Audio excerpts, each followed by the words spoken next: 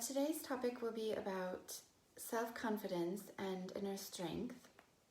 And it's a slightly different format today because I think that needs some explanation as opposed to just going straight into an exercise.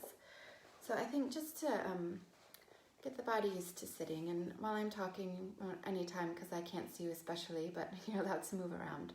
But let's just start to waken the body up. So if we roll the head from side to side, oof, my neck is stiff this morning. So just rolling it, and if it feels all the way good, rolling the neck back, but being careful about that.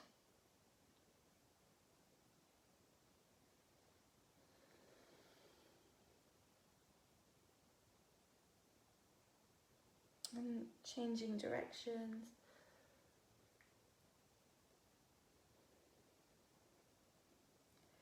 Maybe leaving it to one side. And then the other side. And twisting back and forth.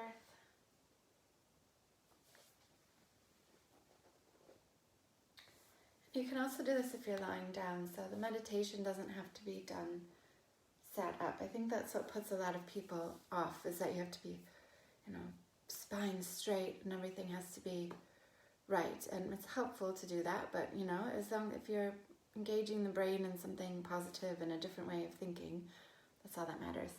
So placing the hands on the knees, and if you're lying down, you can do this, just bend your knees. Place your hands on your knees, and then roll back. So tuck the chin into the chest. Lifting the chest up. Just working out, giving the spine a little workout.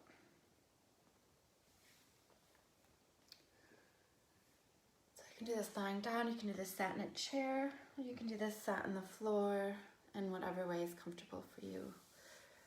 So making any other movements that you need to make, and I'm just going to have a little discussion about self-esteem.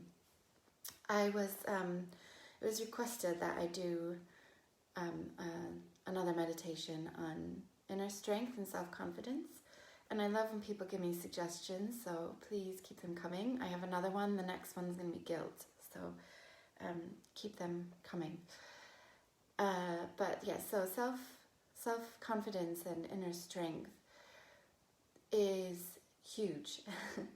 There's quite a lot of it, and I'm going to talk about from my psychology background, back when I used to do therapy, as well as what I've learned and have continued to read in the Tibetan Buddhism realm. I guess even Buddhism in general. But basically, the big question, and a lot of times, when a client had come to see me, it was, I suffer from low self-esteem. What exactly does that mean?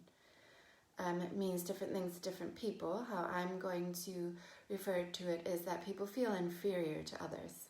So low self-worth. I'm not worth it. I don't deserve to be here. That person is better than me. Why can't I be like that? Those kind of things. And really, we are allowing people to be inferior to us, because most of the people that come into a psychologist's office, or most of the people that say that they have low self-esteem, whether they get professional help for it or not, have friends, have family, have loved ones, have people that respect and admire them, but they don't see it. So that's their issue, not other people's. And then there's the thing of, why aren't we believing when somebody says, oh, it's great that you do that, oh, you're wonderful when you're so thoughtful, you're so kind, wow, you're really strong. And people with low self-esteem will just bat that off. No, I'm not worth it, you're lying. But why? Because most people, when they say those things, don't do it. They're not lying, especially if it's quite a few people saying it. So really, the self-esteem is the reputation that we give to ourselves. It's not necessarily other people. And yes, of course, there are people out there that will always tell us about our worth, but it's because they have low self-worth, they have low self-esteem. In order to feel better about it, they will put others down. So that's about them. So how we feel about ourselves, a lot of strong, confident people get, they get a lot of people throwing abuse or words of low self-worth thrown at them, and that's what they think. So that's kind of the goal. And we don't want to be too egotistical, and we don't want to be too low. So there's a big balance, because we don't want to say, yes, I am the greatest, because then we place ourselves superior to others, and that causes other problems that I'm not going to discuss today. But I just mentioned the word ego. And basically, self-esteem is about ego. It's about the ego saying, I'm not worth it, I don't feel good enough, I'm lower than other people. And that serves the ego a purpose, because then you can get attention from other people. So someone with low self-confidence, oh, you look really good, you spoke really well in that conference today. Oh, no, I didn't. And what does that bring? Oh, but you did. And perhaps people, start feeling compliments towards that. And we still might not believe that if we have low self-esteem.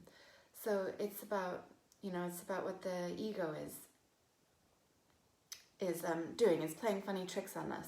A lot of times people think that the ego is with those narcissistic people, with people who think highly of themselves, but it's actually the same for people who are depressed. Their ego is very selfish. Depression is quite selfish. Mental health issue, which depressed people don't like to hear, but it's true. It's just true. You become very self-involved. A lot of times you have difficulty hearing other people's problems, feeling compassionate to other people, because people with depression are spending so much time focusing on themselves and their world that they can't reach out. And I've certainly found that with myself when I've gone through low periods. I haven't really cared about other people. I haven't reached out. I haven't had that thought in my head that there's other people like me right now, so maybe I could do something compassionate and kind to other people, which is why in Tibetan Buddhism we have antidotes for different afflictions, as they call them. I have mentioned this in other meditation sessions. But the 3 root afflictions are ignorance, so not knowing, and from the pure Buddhist point, it's that you don't know about Buddhism. The ignorance is, the lack of belief or awareness about Buddha and all of his teachings. If we want to bring it outside of Buddhism, we can say that ignorance is not knowing or not being connected with compassion and kindness. And not realizing that all of us are suffering, not realizing that we aren't in this little box alone. We're actually in the same box of suffering, but it's that we suffer different ways. The second root affliction is attachment, so being attached to people, places, ideas, thoughts in our head. Just thinking the way that things should be, or jobs, or an identity, anything like that. And the third thing is anger, which we do all display at some point in our lives in some form or another. And there are various other afflictions, but those are the 3 main ones, and for the purpose of these meditations, I'm going to leave it with those, mainly focusing on those 3. So, coming back to the self-esteem and the afflictions, so the ignorance is the ego is very ignorant. So we need to find an antidote, or something, like a pill, if you like, that's going to hit at the center of the ego. And the main thing is compassion, because when we open our minds up, when we open our hearts up to other people, when we realize that other people are suffering, the ego can't survive. It's kind of going, no, but me, but me, but me, but me, but me, but me, I'm the best, no, I'm the worst. We have to focus on me. And we're saying, hold on, there's this whole group of people, of beings, of animals, of insects, of anything that's living and breathing, that are suffering. Think of a dog. They are constantly hungry. They probably have food preferences. But, it's clear that they do. They can't voice that. That's suffering. We suffer with, in the West in certain ways, with if we don't have the comforts of air conditioning, of all of the technology, we suffer. But then yet those are people in other countries, in the poverty-stricken countries, they wouldn't even dream of having that. They just see that on a TV if they have one. So their suffering is about where are they going to get food. Maybe they don't have food. Shelter, clothing, warmth, those kind of things. So we all suffer to a different degree. And this phrase, third world problem, really, or first world problem, really grates at me, because we all have problems, we all suffer, we all have the same root afflictions. It's just different varying degrees, and we're on different levels of where we are in achieving this, this level of compassion or overcoming our root afflictions. So with that, I'm just going to give a quote from the Dalai Lama, who, just so you know, because I'm trying to make these meditation sessions for people who don't believe in Buddhism.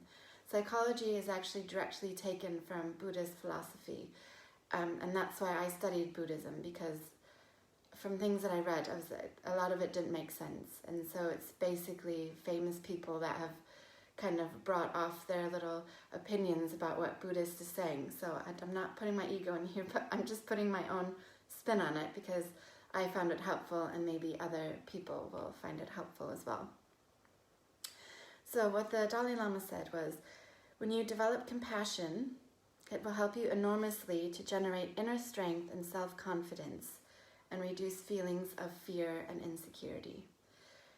So when somebody had asked me to do a meditation session on self-confidence, all of these are about self-confidence. All of them are about inner strength, because all of them are about compassion and kindness and finding compassion in somebody else. And although I start some of the sessions thinking about ourselves, I always bring it to other people, because once we realize that other people are really suffering and that we can help each other through the world of samsara, or the human world, then life becomes slightly easier. It becomes less scary, it becomes less alone, we feel less insecure, we reach out to people, and generally life just becomes a bit more pleasant, even though we still suffer. And I'm saying all of this stuff, and I'm coming from a place where I tap in and out of my Buddhist meditations, and I do more of the pure forms of, praying, for lack of a better word, to Buddha and reading all of his texts and everything like that. And then sometimes I just think I can't be bothered, and I go into my little ego world where I want to, party and drink and talk badly about people and all of the things that Buddha says isn't compassionate or loving. So I guess I do say this in all of the sessions, but because it's so important, sitting here for one session, sitting here for 1 week, for 1 month, isn't going to develop this grand sense of compassion. It's, slowly drip feeding, and eventually in this lifetime or another lifetime, if you believe in that, then we will get there. And, even if we spend 5 minutes of our life on a meditation focusing on compassion for other people, that's a step. That's, in Buddhism, that's contributing to good karma. So when we're reborn, then we get a better birth. So, if a dog might become a person might become a bodhisattva, which is like a living saint, basically, and then you work your way up to enlightenment. So anyway, on that note, I spent a lot of time yesterday thinking of what we could meditate upon. That was, because when I look up self-confidence or inner strength meditation exercises, a lot of it is about meditating with mantras, or about the qualities of various Buddhist figures. And like I said, I want to make this accessible for people who don't believe in Buddhism, or maybe you have a different faith and you can relate it to somebody in that religion, and that's fine. But basically all of this had come to those types of things. And then this morning, as I was looking over my notes, something popped into my head, is about, there's this concept of impermanence in Buddhism. Everything changes, everything, absolutely everything. Even this table that my phone is on, even my phone is constantly changing. There's wear and tear, there might be a scratch, so it constantly changes. And our confidence changes throughout lifetime. If you think about being a teenager, they think that they're on top of the world, when really underneath there's a whole host of insecurities going on, and we're kind of lost in this whole, let's try and figure out who we are. I had a beautiful chat with my niece yesterday where I could see that happening with her, and she was, kind of the mother of the group. She said she listens to people's problems, which I thought was so beautiful, and that's where she's finding her way in life. But with that is going to come, am I doing it right? Am I saying the right thing? And, until she finds her own little way of being in the world, is going to be a bit of a challenge. And then, so when we get to the early 20s, again, we're invincible. There's, we're kind of getting a bit more grip on life. And then as we get older, our confidence grows. We care less about what other people think about us. We care less if we have a huge circle of friends. We might meet people who think we're weird or don't like us, and it's like, okay, that's fine. And then that changes.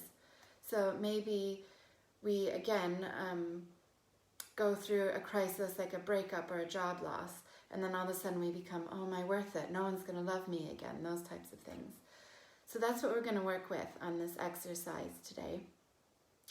We're going to look at a time of when, and maybe it's now, which is helpful. If you don't feel confident right now, then think about those feelings that you have, or a time in the past where you didn't feel comfortable, because it will change. And if you don't feel like doing the meditation now, that's fine. You don't have to. You can either watch another time or just put it in the bank of things when you're feeling bad to do. But yeah, we're gonna work with that. So a time that either now or where we didn't feel good about ourselves or confident about a situation. So to prepare for the meditation center, for the session, I don't have my words this morning, just find a comfortable seated position or lying position. It doesn't really matter. And we're going to close the eyes or find a soft gaze somewhere in front of us.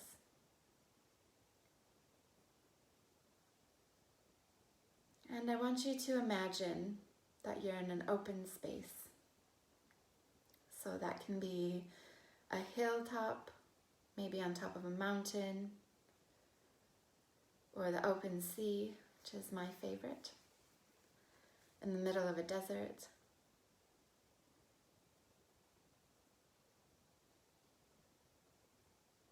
And imagine what this place looks like. Imagine what it feels like.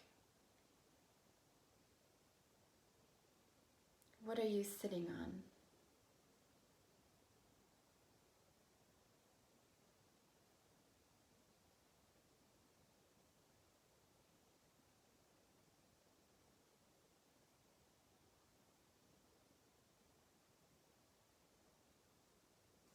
Recognizing this is a place for the next 10 minutes or so, that nobody is going to distract you. You have nothing else to do.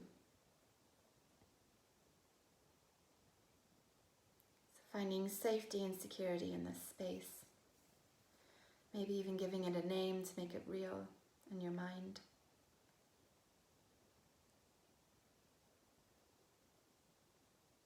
Starting to deepen the breath.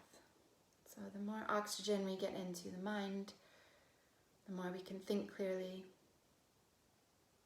It helps them. If we're anxious or stressed or even depressed, our breathing becomes shallow. So we want to force the breath to come. So as we inhale through the nose and exhaling through the nose. When we inhale, we want to fill the whole of the lungs. Maybe the stomach expands, the ribs, the shoulders might come up.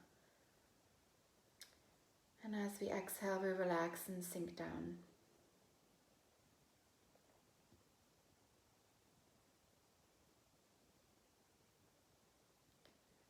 And as we inhale, I want you to imagine a bright white light that's entering you. And this light represents compassion for others and ourselves. It represents strength and it represents inner peace. So inhaling this white light. And as we exhale, a black light or a black cloud. That's any disturbing thoughts, any insecurities, any tension. And this black light dissipates within the whole of the open space that we're in.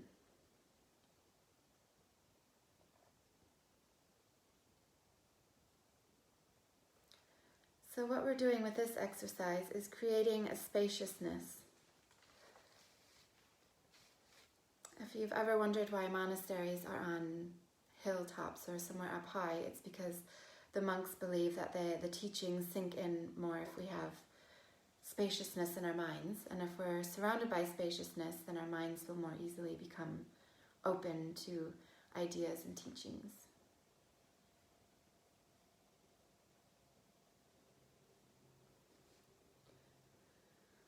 And as we're sitting in this open space, free of distractions, free of judgment, so nobody, including ourselves, is going to judge each other.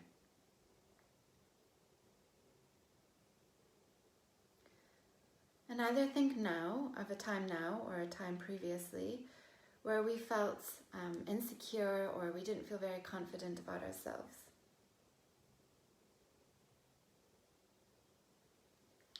So I always like to give an example. I'm struggling to find one right now. But if we think, I guess if we, going into a new job, that's always a really good one. So if, for instance, going into a new job, I always think that I'm the worst and that they're going to find out that I'm a fake and a fraud. And I've been working in my current industry for about 5 years. And of course, there's a lot to learn. But I always think, whatever I do, that they're going to discover that I'm the worst. And they're going to not only fire me, but tell the whole of the yachting world that I'm the worst stewardess or deckhand or whatever job I have at the time.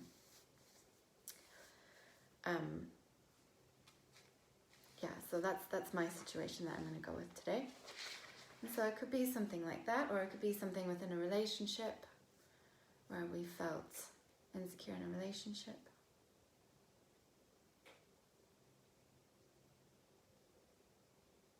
And then spend a few moments thinking about why we allow ourselves to feel that way. Why we allow ourselves to feel inferior.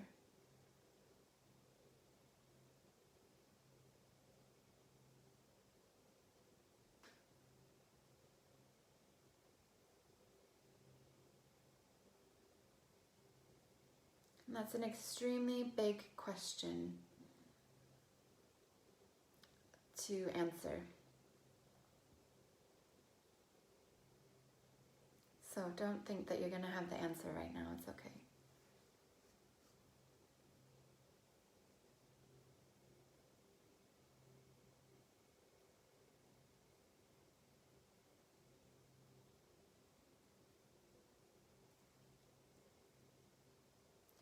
And if the mind wanders, just accepting that's what the mind does, it's a crazy monkey, and bring it back to the exercise. So thinking of a time where we didn't feel good in a situation or where we didn't feel confident.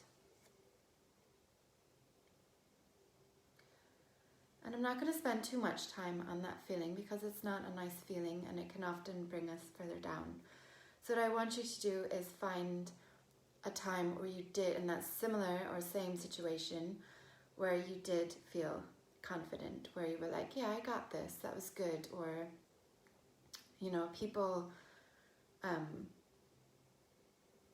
did appreciate me, or think, you know, whatever situation that you have in the head, the opposite. So for me, there have been times that people said, you know, you're really helpful, or I've just felt like, yeah, I've got this. You know, normally when I'm in the job for a while, just before I leave, I feel quite confident about what I'm doing.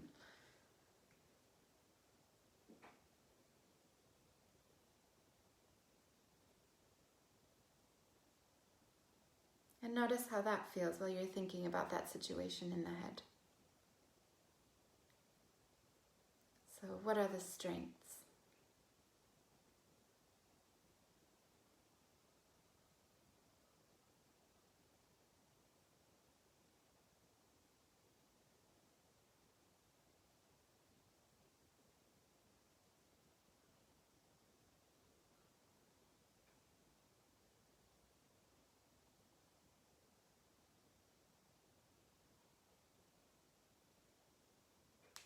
And maybe you can find another situation where you felt in the beginning or in the middle that you felt that you weren't confident, or even in the end, because this is about impermanence and how things change. Nothing ever changes, it stays the same. And so you could have been in this situation at a different time of your life. And that's especially applicable if right now you're going through a tough time. You know, think about when you felt like this before and how you got through it. Because I can guarantee generally with the majority of people, you know, they felt differently. And it may have felt differently as in, this doesn't even matter to me anymore. Why is it so important? And then they let it go and completely change whatever, whether it's a job or a relationship or that feeling that they have within themselves.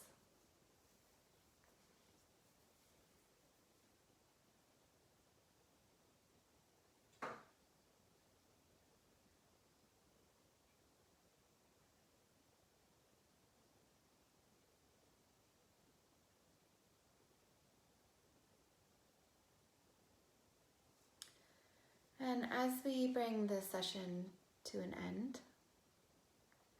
I want you to bring out an imaginary rucksack, and I want you to put in these nice feelings, so confidence, strength, knowing that everything changes, knowing that tomorrow we might feel this way and tomorrow will be different.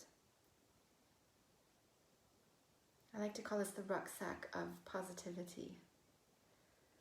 So we're going to place those feelings in there. We're going to zip it up so it doesn't fall out as we're climbing down the mountain or coming back to land or civilization. But don't close it up too tight, because if you need it at some point throughout the day, you can take it off your back, open it up and remember those feelings, remember that everything changes, remembering right now you might feel that way, but tomorrow's going to be different, next hour might be different. Maybe that we've been through this situation before and we can get through it.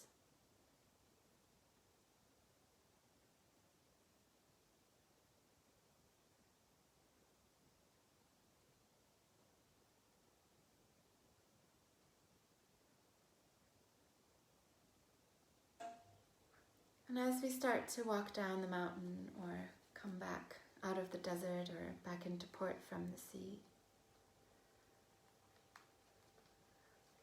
I'm going to recite the 4 immeasurables so that we can send compassion and kindness to others out there.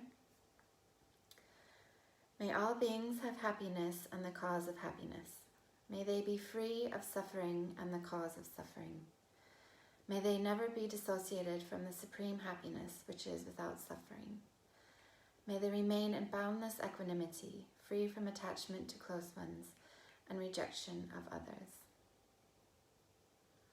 And as we bring this session to a close, it might help to dedicate to the meditation or these nice feelings that we have, dedicate them to somebody who might need a bit of inner strength or love or compassion.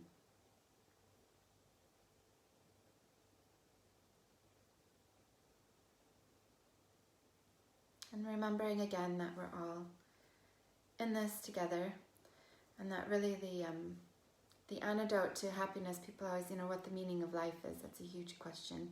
It's actually written on a monastery in Nepal, which I'm sure it's other monasteries. But it's the meaning of life is love and compassion towards others. Love is in wishing happiness on others. So the more we practice meditations like this, the more compassionate we become, the more enjoyable life becomes for yourself and for others around you. So thank you very much for watching today. And as I said earlier, if you have any kind of issues, or it's not really a good word, but any suggestions for topics that you want to meditate on, please send me a message. And thank you very much, everybody, for watching today. And thanks, Hannah, for the nice compliment. All right, I'm back. I might be back tomorrow, but probably not. So Monday is the next session, so at 7 o'clock, changing the time. Thank you.